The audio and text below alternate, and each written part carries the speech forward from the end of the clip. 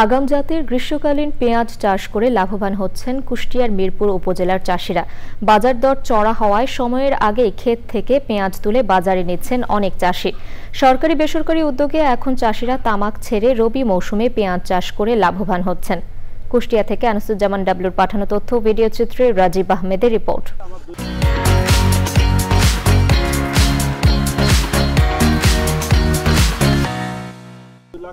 কুষ্টিয়ার মিরপুরে আগাম জাতের গ্রীষ্মকালীন পেঁয়াজ তোলায় ব্যস্ত সময় পার করছেন কৃষক।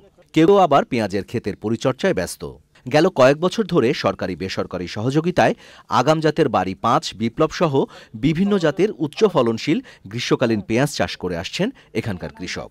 এবার অতিবৃষ্টির কারণে পেঁয়াজের ফলন একটু কম হলেও ভালো দামে পুষিয়ে নিচ্ছেন তারা। তার পেঁয়াজ লাগাচ্ছি, পেঁয়াজে আপনার হলো ৭০ মণ পেঁয়াজ হবে, আপনার ২,৪০,০০০ টাকা বিক্রি হবে আশা করছি। এসব জমির ধান আগে হচ্ছে আমরা তামাক আবাদ করতাম, পেঁয়াজ আমি তুলছি, এখন বর্তমান বাজার ভালো, এখন বর্তমান পাইকারি আমি বেচছি ১০০ টাকা, বুঝছেন।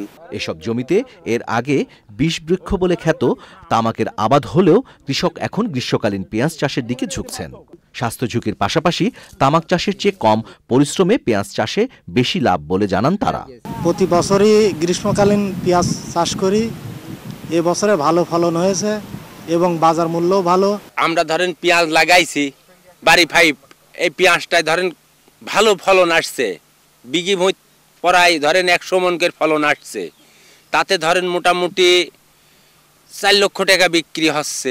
তামাক ছেড়ে পেঁয়াজ চাষে উদ্বুদ্ধ করার পাশাপাশি সরবরাহ করা হচ্ছে বীজ, সার সহ বিভিন্ন কৃষি উপকরণ। সাথে সাথে এই সমস্ত কৃষক, কোনো কৃষক ফুলকপি বাঁধাকপি লাগাবে এই পেঁয়াজ তুলে, এবং এই এলাকায় যত পেঁয়াজ চাষি ছিল সেই সমস্ত চাষিরা এখন তামাকের পরিবর্তে এই ফুলকপি, বাঁধাকপি, পেঁয়াজ এবং অন্যান্য দানা ফসল তারা চাষ করছে।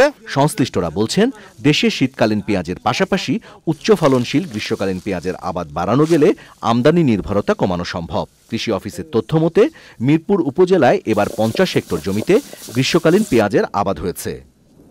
রাজীব আহমেদ, চ্যানেল আই।